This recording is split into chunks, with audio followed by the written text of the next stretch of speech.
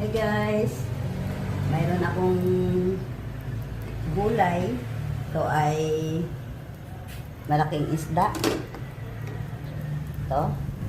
Pinirito ko na to guys. Sasabawan ko lang. Tapos mayroon akong kamuti. Ilalagay natin yung kamuti. Hanggang sa maluto muna. Yan. Kamuti to. Kamuting baging. Parang pinakagabi. As lagyan natin guys ng oyster. Pala guys, ang aking gulay, sitaw, okra, at saka kangkong.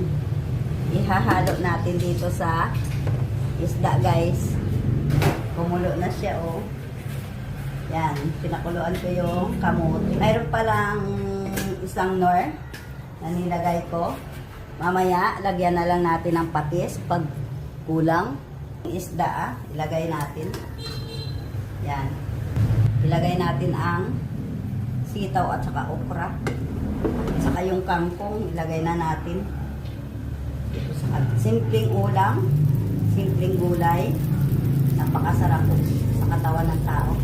Hayaan na lang natin na maluto.